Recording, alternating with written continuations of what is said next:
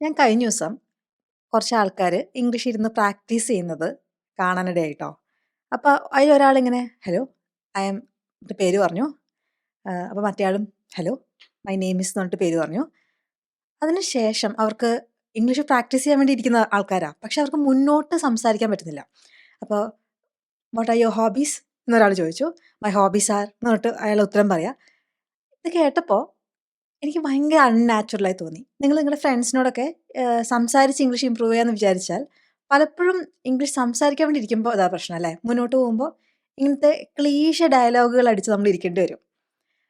എന്നാ നമ്മൾ ഒരു ഇംഗ്ലീഷ് സ്പീക്കിംഗ് ഒരു കമ്മ്യൂണിറ്റിയിൽ വന്ന് പെടുകയാണെങ്കിൽ അവിടെ വന്നിട്ട് ഒരാൾ വന്നിട്ട് ഹേയ് ഹൗസ് ഇറ്റ് ഗോയിങ് എന്ന് പറഞ്ഞാൽ ഉടനെ ഹൗ ഇസ് ഇറ്റ് ഗോയിങ്, എവിടേക്കാ പോണേന്നല്ല, സുഖാണോ എന്ന് ചോദിച്ചതാണ്. ഐ ആം ഫൈൻ എന്ന് പറഞ്ഞാൽ മതിയോ? അല്ലെങ്കിൽ ചിരിക്കാം, അതാ നല്ലത്. ഇങ്ങനൊരു അവസ്ഥയിൽ ബ്രെയിൻ ഫ്രോസൺ ആവും. നമുക്ക് ഈ കാര്യം എന്താ പറയേണ്ടതെന്ന് അറിയാഞ്ഞിട്ടല്ല. ഇതിനെന്താ പ്രശ്നം എന്ന് വെച്ചാൽ നമ്മൾ ആദ്യം ഇയാൾ എന്താ ഉദ്ദേശിക്കുന്നതെന്ന് മലയാളത്തിലേക്ക് ട്രാൻസ്ലേറ്റ് ചെയ്യും. ഈ ഉത്തരം ഇംഗ്ലീഷിലേക്ക് വീണ്ടും ട്രാൻസ്ലേറ്റ് ചെയ്യണം. ഇതൊക്കെ കഴിയുമ്പോഴേക്കും അയാളുടെ പാട് നോക്കി പോയിട്ടുണ്ടാവും. പിന്നെ എങ്ങനെ നമ്മൾ നാച്ചുറൽ ആയിട്ടുള്ളൊരു സ്ഥലത്ത് ഇംഗ്ലീഷ് സംസാരിക്കുക? പ്രശ്നം മനസ്സിലായോ? ഈ ട്രാൻസ്ലേറ്റ് ചെയ്തിട്ട് ഒരു ലാംഗ്വേജ് നമുക്ക് പഠിക്കാൻ പറ്റില്ല. കാരണം നമുക്ക് സംസാരിക്കാനുള്ള ആ ഒരു സമയം കിട്ടില്ല. പലപ്പോഴും നമ്മൾ മലയാളത്തിൽ നിന്ന് ഇംഗ്ലീഷിലോട്ട് ട്രാൻസ്ലേറ്റ് ചെയ്യാറില്ലേ? ഞാൻ അങ്ങോട്ട് പോകേണ്ടതായിരുന്നു എന്ന് പറയുമ്പോൾ I should have gone there ഇങ്ങനെ പറഞ്ഞിട്ട് പഠിക്കണ കണ്ടിട്ടുണ്ട്. അതിൻ്റെ ഒരു വലിയ പ്രശ്നം എന്ന് വെച്ചാൽ ആ അവസരത്തിൽ നിങ്ങൾക്ക് ഇംഗ്ലീഷ് വായിൽ വരില്ല. ഇനി നല്ല സ്പീഡിൽ ട്രാൻസ്ലേറ്റ് ചെയ്താൽ ചിലപ്പോൾ വരും, പക്ഷേ സാധാരണ ആൾക്കാർക്ക് ഇത് ഭയങ്കര പാടാണ്. അതുകൊണ്ട് ലോകത്തെ എല്ലാ സ്ഥലത്തും ഇംഗ്ലീഷ് പഠിക്കുന്നവരോട് ഫസ്റ്റ് പറയുന്ന ടിപ്പ് എന്താണെന്നറിയോ? നിങ്ങൾ ഒരിക്കലും നിങ്ങളുടെ നേറ്റീവ് ലാംഗ്വേജിൽ ട്രാൻസ്ലേറ്റ് ചെയ്തിട്ട് ഇംഗ്ലീഷ് സംസാരിക്കാൻ ശ്രമിക്കരുത്. ഞാനിവിടെ ജർമ്മനി വന്ന ശേഷം ജർമ്മൻ പഠിക്കാൻ ശ്രമിച്ചിരുന്ന ഒരു കാലം ഉണ്ടായിരുന്നു. ആ സമയത്ത് നമ്മൾ ആദ്യം പഠിക്കുന്ന ഇത് തന്നെയാണ്. അപ്പോൾ ഇംഗ്ലീഷിൽ ഗുഡ് മോർണിംഗ് പറയുന്ന മുതൽ ഗുഡ് മോർഗൻ എന്ന് പറയും. അപ്പോൾ എവിടെ എത്തിയാലും നമുക്ക് ഇങ്ങനെ 2-3 വാക്കുകളുണ്ട്. അത് കഴിഞ്ഞ് അവർ ചെറു പറയുന്ന നിങ്ങൾ എന്തെങ്കിലും ചോദിച്ചാൽ പിന്നെ നമ്മൾ സ്റ്റക്കാ. പിന്നെ നമുക്ക് മലയാളത്തിൽ പോലും ചിന്തിക്കാൻ പറ്റാത്ത അവസ്ഥയാവും. അപ്പോൾ നിങ്ങൾ ഒരിക്കലും തലയിൽ ട്രാൻസ്ലേറ്റ് ചെയ്തിട്ട് ഇംഗ്ലീഷ് സംസാരിക്കാൻ പഠിക്കാതെ വിചാരിക്കരുത്. അത് റോങ് ആയിട്ടുള്ള മെത്തേഡാണ്. കുറച്ച് ദൂരം നിങ്ങൾ മുന്നോട്ട് പോയി നിങ്ങൾ അവിടെ സ്റ്റക്കാവും. പിന്നെ നിങ്ങൾക്ക് ട്രാൻസ്ലേറ്റ് ചെയ്യാണ്ട് ഇംഗ്ലീഷ് സംസാരിക്കാൻ പറ്റാത്ത അവസ്ഥ എത്തും.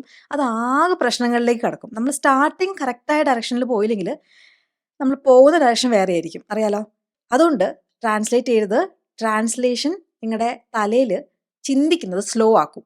ഓക്കെ, അപ്പോൾ ട്രാൻസ്ലേഷൻ ചെയ്ത കാര്യങ്ങളൊക്കെ പതുക്കെയാവും. നമ്മുടെ ഗോൾ എന്താണെന്ന് വെച്ചിട്ടുണ്ടെങ്കിൽ ഈ ട്രാൻസ്ലേഷൻ സ്റ്റെപ്പ് ഒഴിവാക്കിയിട്ട് ഇംഗ്ലീഷിൽ ചിന്തിക്കാൻ പഠിക്കണം.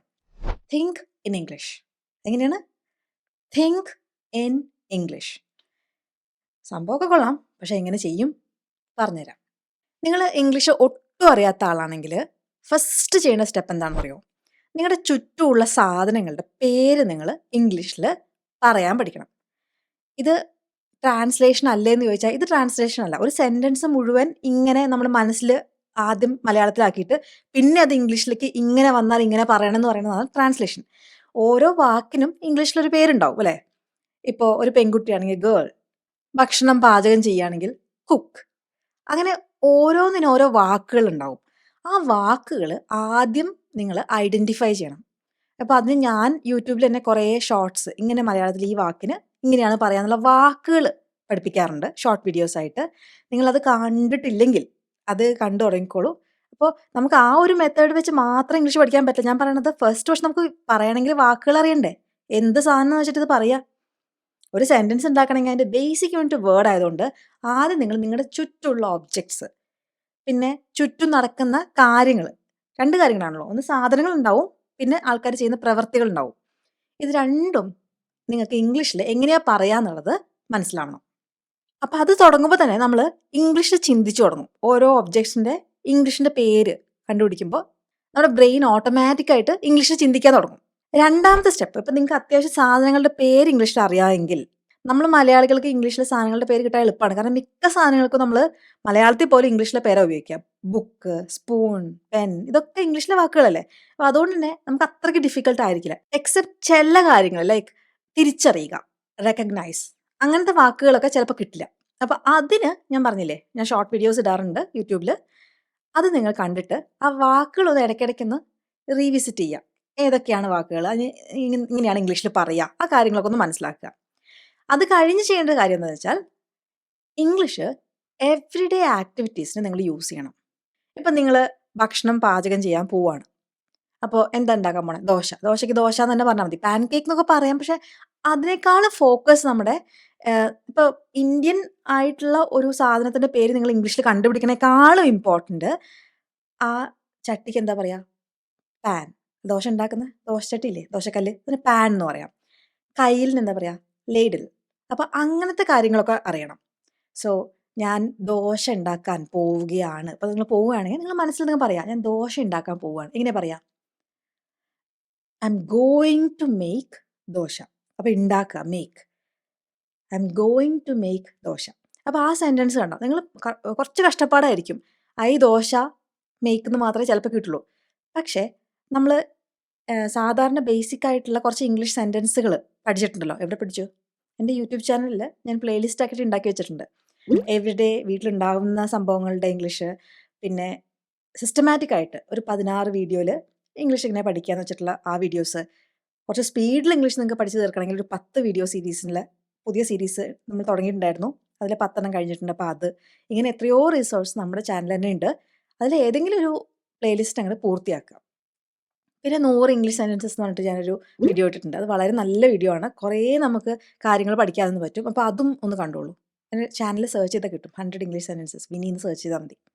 അപ്പോൾ ഞാൻ പറഞ്ഞു തന്നത് ആ ഡെയിലി നടക്കണ നമ്മുടെ ചുറ്റുമുള്ള കാര്യങ്ങൾ നമ്മൾ ഇംഗ്ലീഷിൽ പറഞ്ഞ് പരിശീലിക്കണം. അപ്പോൾ ആരോട് പറയും? സ്വയം പറഞ്ഞാൽ മതി. ഞാൻ ദോശ ഉണ്ടാക്കാൻ പോവാന്ന് അടുത്ത വീട്ടിലെ ആളോട് വിളിച്ച് പറഞ്ഞിട്ട് കാര്യമില്ല കേട്ടോ. നമ്മൾ സ്വയം പറയാം, ഞാൻ ദോശ ഉണ്ടാക്കാൻ പോവാട്ടോ. Okay, I M going to make dosa. ഉപ്പില്ലല്ലോ. We have run out of salt. We have run out of salt. അപ്പോൾ ഇങ്ങനത്തെ ഈ വാക്കുകളൊക്കെ എങ്ങനെ കിട്ടുമെന്ന് ചോദിച്ചാൽ ഞാൻ യൂട്യൂബിൽ ഇടാറുണ്ട്. നിങ്ങൾ ഫോളോ ചെയ്തിട്ട് ആ വീഡിയോസൊക്കെ ഒന്ന് കണ്ടാൽ, ഏതെങ്കിലും ഒരു വീഡിയോ എടുത്ത് വെക്കുക നിങ്ങൾ എന്തെങ്കിലും പണി ചെയ്യുമ്പോൾ. അപ്പോൾ നിങ്ങൾക്ക് കേട്ടോണ്ടിരുന്നാൽ നിങ്ങൾക്ക് വാക്കുകൾ കിട്ടും. പിന്നെ ചില സമയത്ത് നമുക്കെല്ലാം ഓർമ്മ കിട്ടില്ല. അതിനിപ്പോൾ നമ്മളെല്ലാവരും ഇങ്ങനെ സൂപ്പർ ബ്രെയിനും കൊണ്ട് നടക്കണമല്ലോ. സാധാരണ മനുഷ്യന്മാരില്ലേ, സാധാരണ മനുഷ്യന്മാർക്ക് മറക്കും. അങ്ങനെ മറവി ഉണ്ടെങ്കിൽ അത് വീണ്ടും വീണ്ടും കേൾക്കുമ്പോൾ നമുക്കത് ഓർമ്മ വരും. ഇപ്പം തന്നെ ഇരുന്നൊരു 10 പ്രാവശ്യം കേൾക്കാനല്ല പറയണേ. ഇപ്പോൾ ഒന്ന് കേൾക്കുക, പിന്നെ 2-3 ദിവസം കഴിഞ്ഞിട്ട് ഒന്നുകൂടെ കേൾക്കുക. അങ്ങനെ ഈ വാക്കുകളൊക്കെ നമ്മുടെ ജീവിതത്തിൽ വീണ്ടും വീണ്ടും വരും. അങ്ങനെയാണ് നമുക്കത് ഓർമ്മ നിൽക്കുള്ളൂ. അല്ലാണ്ട് ഇരുന്ന് പഠിച്ചാൽ ഇപ്പം ഈ വാക്ക് പഠിച്ചു, ഇനി ഇതെന്തായാലും ഉപയോഗിക്കും, ആ ഒരു സ്ട്രാറ്റജി എടുക്കരുത് കേട്ടോ. മറക്കുന്നുള്ളത് ഉറപ്പാണ്. അപ്പം നിങ്ങളിങ്ങനെ പക്ഷേ ഞാൻ പോരാ അങ്ങനെയൊന്നും വിചാരിക്കരുത്. സാധാരണ എല്ലാവരും മറക്കും. നമ്മളൊക്കെ സാധാരണക്കാരല്ലേ. അപ്പോൾ മറന്നോട്ടെ, കുഴപ്പമില്ല, നമുക്ക് വീണ്ടും ഓർക്കാലോ. ഓക്കെ. പിന്നെ ഒരു കാര്യമുള്ളത്, ഞാൻ പറഞ്ഞില്ലേ, നമുക്ക് ഈ വാക്കുകൾ വീണ്ടും വീണ്ടും കേൾക്കുമ്പോഴാണ് ഇത് ഓർമ്മ വരിക. അപ്പം ഞാൻ ഒരു വീഡിയോയിൽ പറഞ്ഞു. പക്ഷേ അത് മാത്രം പോരാ. നിങ്ങൾ വേറെ ഇംഗ്ലീഷ് പോഡ്കാസ്റ്റോ വീഡിയോസോ ഒക്കെ കാണണം. ഞാൻ കഴിഞ്ഞ വീഡിയോയിൽ പറഞ്ഞിട്ടുണ്ടായിരുന്നു, BBC-യുടെ 5 മിനിറ്റ് വീഡിയോസ് ഉണ്ട്. അത് വളരെ നല്ലൊരു സീരീസാണ്. അപ്പോൾ അത് സബ്സ്ക്രൈബ് ചെയ്യുക. എന്നിട്ടത് വല്ലപ്പോഴും കേൾക്കുക. ഒന്ന് നമുക്ക് അവർ പറയുന്നത് എന്താണെന്ന് മനസ്സിലാക്കാനുള്ള ഐഡിയ വേണം. അതിന് എൻ്റെ വീഡിയോസ് കാണുമ്പോൾ ഈ വാക്കുകളും കാര്യങ്ങളൊക്കെ ഞാനിവിടെ ഓൾറെഡി എന്താണെന്ന് എക്സ്പ്ലെയിൻ ചെയ്യും. നമ്മൾ മെമ്മറിയിൽ ഉണ്ടാവും, പക്ഷേ ആക്റ്റീവായിട്ട് നമുക്കത് റീകോൾ ചെയ്യാൻ പറ്റുന്നുണ്ടാവില്ല. അതുകൊണ്ടാണ് പറഞ്ഞത്, വീണ്ടും വേറെ ആൾക്കാർ പറയുന്നതൊക്കെ കേട്ട്, ഇത് ആ വാക്കല്ല, അന്ന് വിനി പറഞ്ഞപ്പോൾ ഞാൻ പഠിച്ചായിരുന്നു, മറന്നുപോയി, പക്ഷേ ഇപ്പോൾ വീണ്ടും ഓർമ്മ വന്നു. അങ്ങനെ വീണ്ടും വീണ്ടും ഇത് കേൾക്കുമ്പോൾ ഇത് കണക്ഷൻസ് സ്ട്രോങ് ആവും. അപ്പോൾ നമുക്കത് ഓർമ്മയുണ്ടാവും. ഓക്കെ. അതുകൊണ്ട് തന്നെ നമ്മൾ കൂടുതൽ വായിക്കുക, ഇംഗ്ലീഷ് പുസ്തകങ്ങൾ വായിക്കുക. ഇംഗ്ലീഷ് പുസ്തകങ്ങളുടെ വായിക്കാനുള്ള സംഭവമൊന്നും ഇല്ലെങ്കിൽ ഒരു ചെറിയ ഒരു പേജെങ്കിലും ഒരു ദിവസം വായിച്ചാൽ മതി. ഞാൻ പറഞ്ഞ ബുക്കില്ലെങ്കിൽ എത്രയോ സാധനങ്ങൾ നെറ്റിൽ തന്നെ ഉണ്ട് വായിക്കാനുള്ളത്. നിങ്ങളൊന്ന് സെർച്ച് ചെയ്ത് നോക്കുക. സ്റ്റോറി അബൌട്ട് കിച്ചൺ എന്നോ, സ്റ്റോറി അബൌട്ട് കുക്കിംഗ്, അല്ലെങ്കിൽ സ്റ്റോറി അബൌട്ട് മേക്കിംഗ് ദോശ, എന്തെങ്കിലും സെർച്ച് ചെയ്താൽ നിങ്ങൾക്ക് എന്തെങ്കിലും ഒരു സാധനം കിട്ടും. അത് ചിലപ്പോൾ കഥയാവാം, അല്ലെങ്കിൽ ഒരു ആർട്ടിക്കിൾ ആവാം. തവയിൽ ദോശ കുക്ക് ചെയ്യുന്നതിൻ്റെ ദോഷഫലങ്ങൾ എന്ന് പറഞ്ഞിട്ട് അങ്ങനെയൊക്കെ കാണുമല്ലോ. അപ്പോൾ എന്തെങ്കിലും ഒരു ആർട്ടിക്കിൾ എടുത്ത് വായിക്കുക. ഈ എന്തിനാ നമ്മൾ ചെയ്യണമെന്ന് മനസ്സിലായോ? ഈ വാക്കുകൾ നമ്മൾ വീണ്ടും വീണ്ടും വേറെ വേറെ കോണ്ടെക്സ്റ്റിൽ നമ്മൾ കാണണം, കേൾക്കണം. അപ്പോൾ അതിന് നമുക്കത് എല്ലാ ദിവസവും എന്തെങ്കിലും ഒരു ഇംഗ്ലീഷ് സംഭവം കേട്ടേ പറ്റൂ. നമ്മൾ മലയാളത്തിനുള്ളിൽ ജീവിക്കുമ്പോൾ പെട്ടെന്ന് ഇംഗ്ലീഷിൽ തിങ്ക് ചെയ്യുക. ഞാൻ പറഞ്ഞില്ലേ, ട്രാൻസ്ലേറ്റ് ചെയ്യാണ്ട് ഇംഗ്ലീഷിൽ ചിന്തിക്കുക എന്ന് പറഞ്ഞാൽ അത് ഒരു സ്വിച്ചാണ്. അതൊക്കെ സംഭവിച്ചു കഴിഞ്ഞാൽ ഇപ്പോൾ ഒരു സുഖം തോന്നുന്നുണ്ട്, ഇപ്പോൾ എല്ലാം ഇംഗ്ലീഷിലാണ് വരുന്നതെന്ന് വരും. ഇല്ലാത്ത സമയത്ത് എപ്പോഴും നമുക്ക് ആദ്യം മലയാളത്തിലാണ് വരിക. അങ്ങനെ വന്ന് കഴിയുമ്പോൾ നമുക്കത് ഈ ട്രാൻസ്ലേറ്റ് ചെയ്ത് പറയുമ്പോൾ പ്രശ്നമാവും. നമ്മൾ നേരത്തെ പറഞ്ഞ പ്രശ്നം. അപ്പോൾ കാര്യം ക്ലിയർ ആയല്ലോ. മാക്സിമം വായിക്കുക, കേൾക്കുക. ഇനി വായിക്കാൻ ഇഷ്ടമില്ലാത്തവർ കേൾക്കുക. പോഡ്കാസ്റ്റ്, ഇംഗ്ലീഷ് പോഡ്കാസ്റ്റ് ഒക്കെ ഉണ്ടാവും. യൂട്യൂബിൽ നോക്കിയാൽ മതി പോഡ്കാസ്റ്റ് എന്ന് പറഞ്ഞിട്ട്. ഞാൻ ഏതെങ്കിലും പോഡ്കാസ്റ്റ് വേണമെങ്കിൽ നിങ്ങൾ കമൻറ്റ് ചെയ്യൂ. അപ്പോൾ ഞാൻ ലിങ്ക് നിങ്ങൾക്ക് തരാം. ഓക്കെ. നല്ല സിമ്പിളായിട്ടുള്ള പോഡ്കാസ്റ്റ് ഞാൻ കേൾക്കാറുള്ളതോ അല്ലെങ്കിൽ നിങ്ങൾക്ക് ഉപകാരമുള്ളതോ ഞാൻ ലിങ്ക് ചെയ്ത് തരാം. അപ്പോൾ കോമൻറ്റ് ചെയ്താൽ മതി കേട്ടോ. നീഡ് പോഡ്കാസ്റ്റ് എന്ന് പറഞ്ഞാൽ മതി. അപ്പോൾ പോഡ്കാസ്റ്റ് അല്ലെങ്കിൽ വേറെ യൂട്യൂബ് വീഡിയോസ് ഉണ്ട്, ഞാൻ ലിങ്ക് തരാം കേട്ടോ. പിന്നെയുള്ളത് മൂന്നാമത്തെ സ്റ്റെപ്പ് എന്താണെന്ന് വെച്ചാൽ, നമ്മൾ ഈ കുറേ കേൾക്കും, പക്ഷെ കേട്ട് കേട്ട് നമ്മുടെ വായിൽ ഇത് പുറത്തേക്ക് വരില്ല. അത് വേറൊരു പ്രശ്നമുണ്ട്. എനിക്കിതെല്ലാം അറിയാം ടീച്ചർ, പക്ഷെ എനിക്കൊന്നും വാ തുറന്ന് പറയാൻ പറ്റുന്നില്ല എന്നൊരു ഫിനോമിനൻ ഉണ്ട്. അതെന്താണെന്ന് വെച്ചാൽ, വാ തുറന്ന് സംസാരിച്ചാലേ നമുക്ക് സംസാരിക്കാൻ പറ്റുള്ളൂ. കേട്ടതുകൊണ്ട് നമ്മുടെ കേൾവി ശക്തിയൊക്കെ നന്നാവും, ഇംഗ്ലീഷ് കേൾക്കുമ്പോൾ നന്നായി മനസ്സിലാക്കാൻ പറ്റും, ഇതൊക്കെ ശരിയാണ്. പക്ഷെ അങ്ങോട്ട് സംസാരിച്ചാലേ സംസാരിക്കാൻ പറ്റുള്ളൂ. എന്താണ് നിങ്ങൾക്ക് ചെയ്യേണ്ടത്? അതാണ് നിങ്ങൾ പ്രാക്ടീസ് ചെയ്യേണ്ടത്.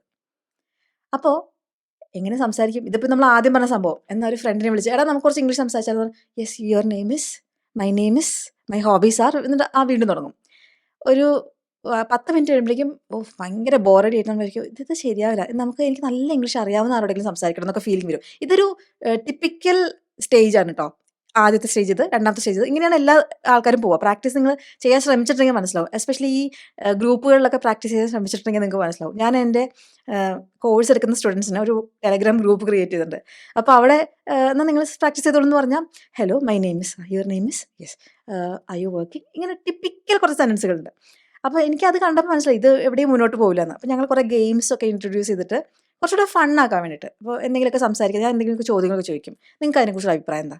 അപ്പോൾ അവർ അവരുടെ അഭിപ്രായമൊക്കെ എഴുതി ഉണ്ടാക്കി അല്ലെങ്കിൽ സംസാരിച്ച് പറഞ്ഞ് അത് കുറച്ച് ആക്റ്റീവായിരിക്കും. അങ്ങനത്തെ ഒരു സിസ്റ്റം നിങ്ങൾക്ക് അങ്ങനെ ഫ്രണ്ട്സ് ഉണ്ടെങ്കിൽ അങ്ങനെ ചെയ്യാം. നിങ്ങൾക്ക് ഇംഗ്ലീഷ് ഒരു കോഴ്സ് എടുത്തിട്ട് പഠിക്കാൻ താല്പര്യമുണ്ടെങ്കിൽ ഞാൻ ഒരു കംപ്ലീറ്റ് കോഴ്സ് ഓഫർ ചെയ്യുന്നുണ്ട്.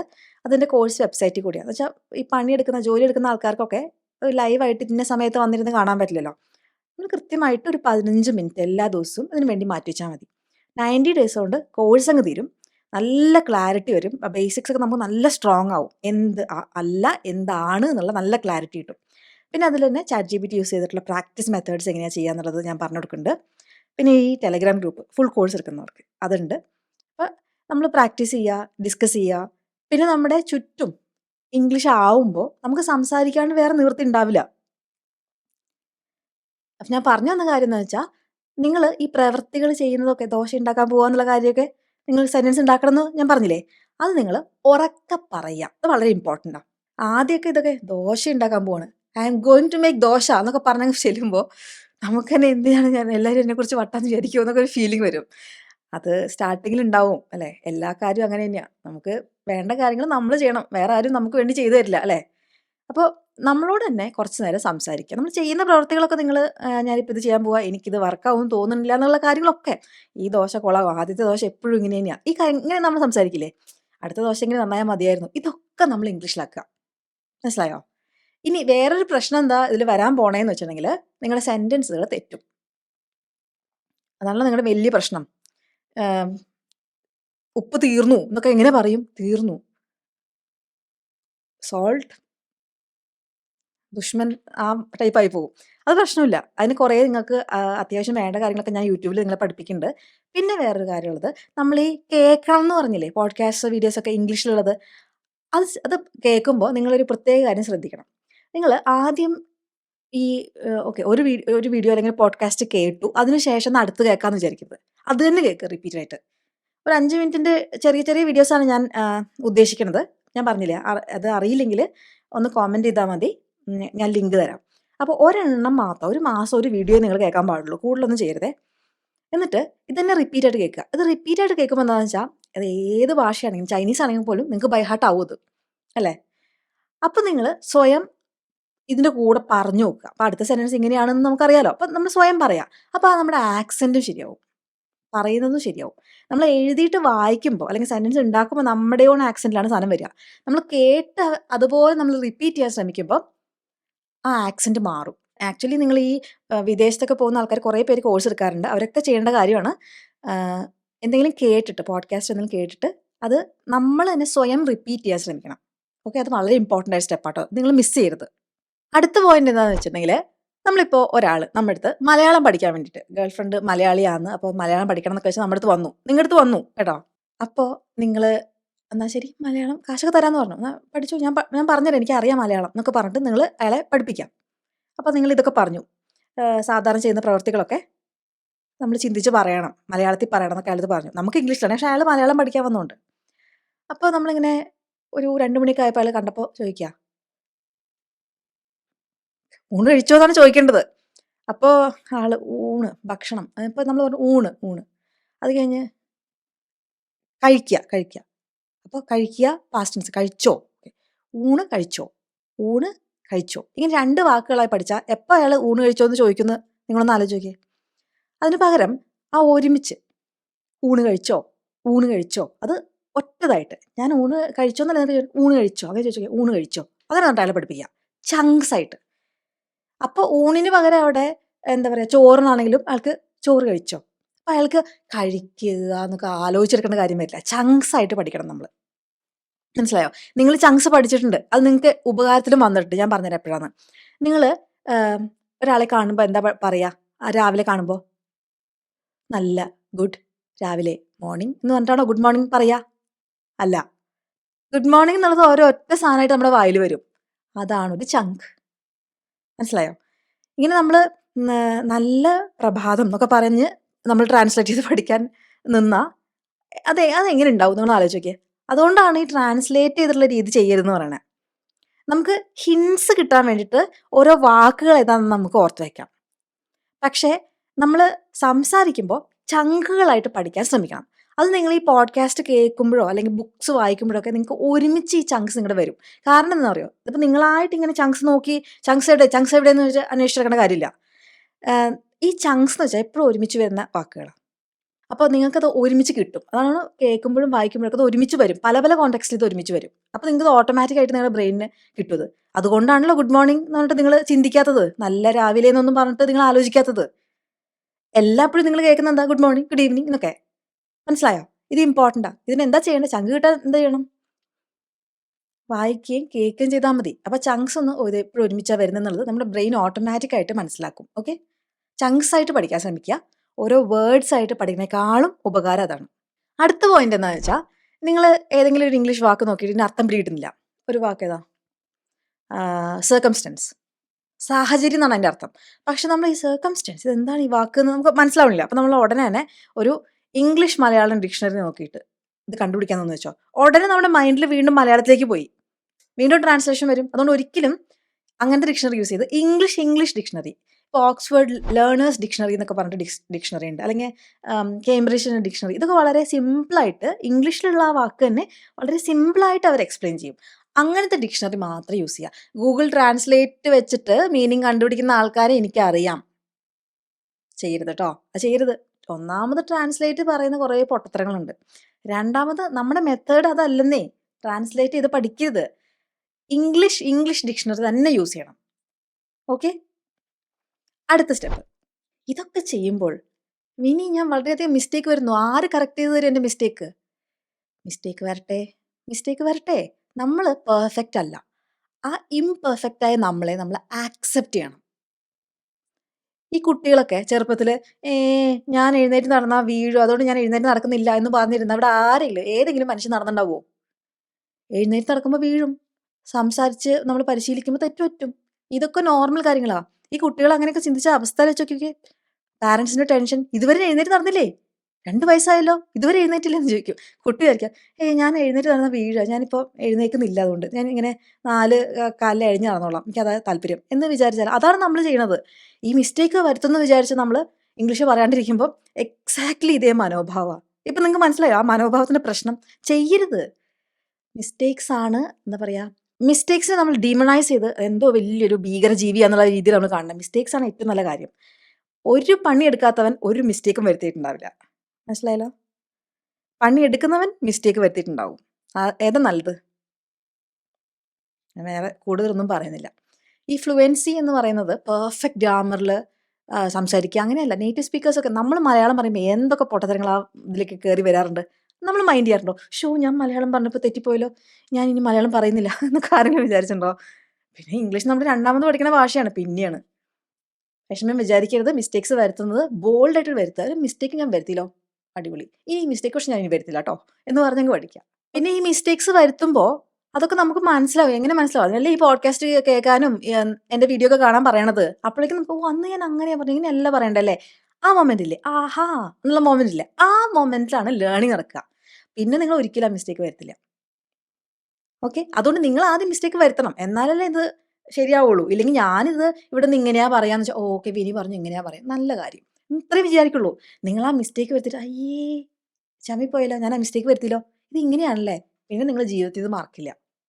പിന്നെ ഇങ്ങനെ നമ്മൾ പ്രാക്ടീസ് ചെയ്ത് മിസ്റ്റേക്സ് വരുത്തി അതൊക്കെ ഒന്ന് മനസ്സിലായൊക്കെ നമ്മുടെ ബ്രെയിൻ ഇങ്ങനെ മെല്ലെ അഡ്ജസ്റ്റ് ആവും. ബ്രെയിൻ അഡ്ജസ്റ്റ് ആയിട്ട് പിന്നെ ഇംഗ്ലീഷിൽ ചിന്തിക്കാൻ തുടങ്ങും. അതുകൊണ്ട് ഭയം വേണ്ട. ജാഗ്രത മാത്രം മതി. ഓക്കെ. നിങ്ങളൊരു ജാപ്പനീസ് പ്രോവർബ് കേട്ടിട്ടുണ്ടോ? Fear is only as deep as the mind allows. നമ്മുടെ മനസ്സ് പേടിക്കാൻ അനുവദിക്കും. ഇനി ഇത്രയും പേടിച്ചോട്ടോ, ഇനി ഇത്രയും പേടിച്ചോളൂ, കുറച്ചുകൂടെ പേടിച്ചോ, ഇംഗ്ലീഷ് പറയല്ലേ, കുറച്ചുകൂടെ പേടിച്ചോ, കുറച്ചുകൂടെ പേടിച്ചോ എന്ന് പറഞ്ഞിട്ട് നമ്മള് മനസ്സ് അനുവദിക്കുന്ന അത്രേ നമുക്ക് പേടി ഉണ്ടാവുള്ളൂ. അപ്പൊ നിങ്ങളുടെ മനസ്സിനോട് പറയാം, അധികം അനുവദിക്കണ്ട കേട്ടോ, കുറച്ചൊക്കെ പേടിച്ചോ മതി, ഒരു 2 മിനിറ്റ് പേടിച്ചു കഴിഞ്ഞാൽ പിന്നെ പേടിക്കണം കേട്ടോ, 2 മിനിറ്റ് ഒക്കെ മാക്സിമം പേടിച്ചാൽ മതി. അങ്ങനെ നമ്മള് മനസ്സ് അനുവദിക്കാതിരിക്കുക, ഭയത്തിനെ അനുവദിക്കാതിരിക്കുക.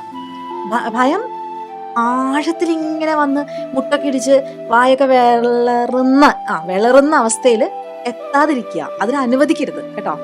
അതുകൊണ്ടാണ് fear is only as deep as the mind allows. നിങ്ങളുടെ മനസ്സ് അനുവദിക്കുന്ന അത്രയും നിങ്ങളുടെ ഫിയർ താഴെ പോകും, ഉള്ളിലേക്ക് ഇങ്ങനെ കയറിക്കൊണ്ട് വരും. മനസ്സ് പറയാണ് മതിടോ, ഇത്ര നേരമായില്ലേ, ഫിയർ ആവുന്നു, ഇനി മതി എന്ന് പറഞ്ഞാൽ അവർ നിൽക്കും. ഇതൊക്കെ മനസ്സിന്റെ ഒരു കളിയാണ്. സൈക്കോളജി ഒക്കെ എടുക്കേണ്ടവരെന്ന് തോന്നുന്നു ഇനിയിപ്പോൾ. അപ്പോൾ അടുത്തൊരു സ്റ്റെപ്പ് കൂടെ ഞാൻ പറയാം. നമ്മൾ ഈ റൈറ്റിങ്ങിൻ്റെ ഇമ്പോർട്ടൻസ് പലരും മിസ്സാക്കും. ഞാൻ എപ്പോഴും പറയും ഒരു ബുള്ളറ്റ് ജേർണലൊക്കെ മെയിൻറ്റെയിൻ ചെയ്യണമെന്ന്. നിങ്ങൾക്ക് ബുള്ളറ്റ് ജേർണലൊക്കെ എന്താണെന്നറിയോ? ഞാൻ തുടങ്ങിയിട്ടുണ്ട് ബുള്ളറ്റ് ജേർണൽ എഴുതുന്നത്. ഞാൻ കുറേ വീഡിയോസൊക്കെ കണ്ടത് എങ്ങനെയാണ് പരിപാടി എന്നൊക്കെ കുറേ ആൾക്കാർ ഇതിനെക്കുറിച്ച് പറയാറുണ്ട്. അപ്പോൾ ഞാനിതൊക്കെ നോക്കി. സംഭവം കിഡിലനാണ്. അപ്പോൾ ഞാൻ അതിനെക്കുറിച്ചൊരു വീഡിയോ അടുത്തന്നെ ചെയ്യുന്നുണ്ട്. ഈ ചാനലിലല്ല, അതിൻ്റെ രണ്ടാമതൊരു ചാനലുണ്ട്, അറിയോ? ഇത്തിരി നേരം ഒത്തിരി കാര്യം എന്ന് പറഞ്ഞിട്ടൊരു ചാനലുണ്ട് എനിക്ക്. അതാണ് എൻ്റെ ആദ്യത്തെ ചാനൽ. എനിക്ക് ഭയങ്കര ഇഷ്ടമുള്ള ചാനൽ. പക്ഷേ ഈ ഇംഗ്ലീഷ് പഠിപ്പിച്ച് അതിൽ ഇടാൻ സമയം കിട്ടാറില്ല. പക്ഷേ ഞാൻ ഇനി ഇടും കേട്ടോ, കൺസിസ്റ്റൻ്റ് ആയിട്ട് ഇടും. അപ്പോൾ അതിൽ ഞാൻ ഇതിനെക്കുറിച്ച് പറയാം. ഞാൻ പറഞ്ഞു വന്നത് എഴുതണം. നമ്മൾ സംസാരിക്കുമ്പോൾ നമുക്ക് കുറച്ചുകൂടി സ്പീഡിൽ സെൻറ്റൻസ് ഉണ്ടാക്കണ്ടേ? എഴുതുമ്പോൾ അത്രയും സ്പീഡിൽ വരണ്ടല്ലോ. നമുക്കൊന്ന് ചിന്തിക്കാം. ഇങ്ങനെ പറയണോ അതോ അങ്ങനെ പറയണോ? ഈ വേർഡ് ഉപയോഗിക്കണോ അതോ അതിൻ്റെ അപ്പുറത്തെ ആളെ ഉപയോഗിച്ചാൽ മതിയോ എന്നൊക്കെ നമുക്ക് ചിന്തിച്ച് പതുക്കെ എഴുതിയാൽ മതി. അപ്പോൾ നമുക്ക് പ്രാക്ടീസ് കിട്ടും. സെൻറ്റൻസ് ഉണ്ടാക്കിയിട്ട് പ്രാക്ടീസ് കിട്ടും. കുറച്ചുകൂടെ സമാധാനത്തെ പേടിയൊന്നും ഇല്ലാണ്ട് എഴുതാൻ പറ്റും. ആരും കാണാൻ പോകുന്നില്ലല്ലോ. നിങ്ങൾ തന്നെ ഇരുന്ന് വായിച്ചാൽ മതി പറ്റുമെങ്കിൽ. അപ്പോൾ എഴുതുന്നത് ഇമ്പോർട്ടൻ്റ് ആണ്. എഴുതുന്നത് ഇമ്പോർട്ടൻ്റ് ആണെന്ന് പറഞ്ഞാൽ നമ്മുടെ തലയിലുള്ള തോട്ട്സ് ഉണ്ടല്ലോ, അതൊക്കെ ആകെ ഇങ്ങനെ റാൻഡായിട്ടിരിക്കും. എന്ത് ചെയ്യണം, എങ്ങനെ മുന്നോട്ട് പോകണം, ഇന്നലെ എന്തുണ്ടായി, ഇതൊക്കെ കൂടി ഇങ്ങനെ ഇടിച്ചിടിച്ച് ക്ലാഷായി നമുക്കൊരു ടെൻഷൻ ആങ്സൈറ്റി ഒക്കെ വരും. അപ്പോൾ അത് ഇന്നലെ ഇത് സംഭവിച്ചു, അതെൻ്റെ കുഴപ്പമല്ല, എൻ്റെ കുഴപ്പമാണെങ്കിൽ ഞാൻ കുഴപ്പം വരുത്തില്ല മുതലായ കാര്യങ്ങളൊക്കെ എഴുതി വയ്ക്കുക. ഇന്നലെ അവൻ അങ്ങനെ പറഞ്ഞു, അവനത് ശരിയായില്ല, എന്നാലും ഞാൻ അവനോട് ക്ഷമിച്ചിരിക്കുന്നു, വിശാലമായ ഹൃദയമുള്ള ആശാൻ ക്ഷമിച്ചിരിക്കുന്നു, മുതലായ കാര്യങ്ങളൊക്കെ ഉണ്ട് എഴുതുക. അങ്ങനെയൊക്കെ എഴുതി നമ്മളൊന്ന് ലൈറ്റ് ആകുമ്പോൾ ഈ സ്ട്രെസ് ഇല്ലേ, ഈ ഇംഗ്ലീഷ് പറയാനുള്ള, ഞാൻ പറഞ്ഞാൽ ഇംഗ്ലീഷിൽ എഴുതണം കേട്ടോ, മലയാളത്തിൽ എഴുതിച്ചിട്ട് കാര്യമില്ല, ഈ സ്ട്രെസ് അങ്ങനെ കുറയും. അപ്പോൾ ബുള്ളറ്റ് ജേർണലിങ്ങിനെ കുറിച്ച് ഞാൻ പറഞ്ഞുതരാം. പക്ഷെ ഞാൻ പറയണത് ഒരു ജേർണലോ അല്ലെങ്കിൽ ഒരു ഡയറി ഒക്കെ എടുത്തിട്ട് എഴുതാൻ തുടങ്ങുക. എന്തെങ്കിലും നിങ്ങളുടെ അങ്ങോട്ട് ഹാർട്ടിൽ നിങ്ങൾ വിങ്ങിപ്പൊട്ട എന്തൊക്കെ കാര്യങ്ങളൊക്കെ എഴുതി വെച്ചോ. പക്ഷെ ആ ബുക്ക് സൂക്ഷിച്ചു വെക്കാൻ മറക്കരുത്. പിന്നെ അവസാനം വിനി പറഞ്ഞു ഇങ്ങനെ ആയി എന്നൊന്നും പറയരുത്. അപ്പോൾ ഇത്രയും കാര്യങ്ങൾ ചെയ്താൽ മതി. മനസ്സിലായോ എന്താന്ന്? നമ്മൾ ട്രാൻസ്ലേറ്റ് ചെയ്യുന്നത് നിർത്തുക. പരിപാടി ശരിയാവില്ല, നടക്കില്ല. അവസാനം നിങ്ങൾ എവിടെയെങ്കിലും എത്തിയിട്ട് ഇംഗ്ലീഷ് അങ്ങോട്ട് ഫ്ലുവൻ്റ് ആയിട്ട് വരാൻ പറ്റുന്നില്ല, വായിൽ വരുന്നില്ല എന്നൊക്കെ പറയുമ്പോൾ ഞാൻ ചോദിക്കും, ട്രാൻസ്ലേറ്റ് ചെയ്തിരുന്നു അല്ലേ? എൻ്റെ ഈ വീഡിയോയിൽ ഞാൻ ട്രാൻസ്ലേറ്റ് ചെയ്തതെന്ന് പറഞ്ഞിട്ടില്ലേ? പിന്നെയും ചെയ്തു അല്ലേ? സാരില്ല, ഇനി മുതൽ ചെയ്യരുതെന്ന് ഞാൻ പറയും. അപ്പോൾ ട്രാൻസ്ലേറ്റ് ഇപ്പോൾ അതങ്ങ് നിർത്താൻ പറ്റിയ വളരെ നല്ലത്, നിർത്തിക്കോളൂ. അങ്ങനെയല്ല ഇംഗ്ലീഷ് പഠിക്കേണ്ടത്.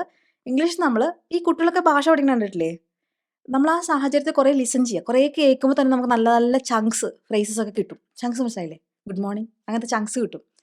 ആ ചങ്ക്സ് പിന്നെ നമ്മൾ ഉപയോഗിക്കാൻ തുടങ്ങും. നിങ്ങളുടെ ചുറ്റും നിങ്ങൾ മലയാളത്തിലാക്കിയിട്ട് പിന്നെ ഇംഗ്ലീഷ് ആവും. നിങ്ങൾ മലയാളമാണ് പഠിക്കുക, പിന്നെ ട്രാൻസ്ലേഷനിൽ നിങ്ങളൊരു പുലിയാവും. അതല്ല നമുക്ക് വേണ്ടത്.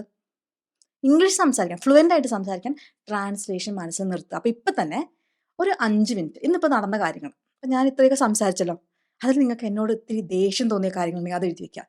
Xi said like this, I did not like it. ആ ലൈക്ക് ദിസ് എന്നുള്ളത് എന്താ കാര്യം എന്ന് വെച്ചാൽ അത് എഴുതുക. ഇങ്ങനെ പറഞ്ഞു, അതെനിക്ക് ഇഷ്ടപ്പെട്ടു എന്നൊക്കെ പറഞ്ഞ്, അല്ലെങ്കിൽ അയ്യോ വിനിയുടെ വീഡിയോ കണ്ടുകൊണ്ടിരുന്നപ്പോൾ അത് പാല് തിളച്ചു പോയി. ഒക്കെ എങ്ങനെ ഉണ്ടാക്കും പാല് തിളച്ചു പോയി? അറിയാമെങ്കിൽ കമൻറ്റ് ചെയ്യും കേട്ടോ. അപ്പോൾ ഈ കാര്യങ്ങളൊക്കെ വെച്ചിട്ട് നമ്മൾ ജീവിതത്തിൽ വരുന്ന സാധാരണ ചെയ്യേണ്ട കാര്യങ്ങൾ ഒരു 5 മിനിറ്റ്, ചെയ്യേണ്ടതും ചെയ്ത് കഴിഞ്ഞതായ കാര്യങ്ങൾ എന്തൊക്കെയാണെന്ന് ഒരു 5 മിനിറ്റ് ഇംഗ്ലീഷിൽ ചിന്തിക്കുക. ഇപ്പോൾ തുടങ്ങിക്കോളും. ഇപ്പം തന്നെ കഴിഞ്ഞു, വീഡിയോ കഴിഞ്ഞു, ഇപ്പം തന്നെ തുടങ്ങിക്കോളും. ഓക്കെ, ചെയ്യോ? ചെയ്തിട്ട് അറിയിക്കുമോ ചെയ്തു എന്ന്? അപ്പോൾ എല്ലാവർക്കും നല്ല രീതിയിൽ നല്ല ഫ്ലുവൻ്റ് ആയിട്ട് കോൺഫിഡൻ്റ് ആയിട്ട് സന്തോഷത്തോടു കൂടി ഇംഗ്ലീഷ് സംസാരിക്കാൻ പറ്റട്ടെ എന്ന് ആത്മാർത്ഥമായിട്ട് ആഗ്രഹിക്കുന്നുണ്ട്. അപ്പോൾ അടുത്ത വീഡിയോയിൽ കാണാം. അതുവരേക്കും ബൈ.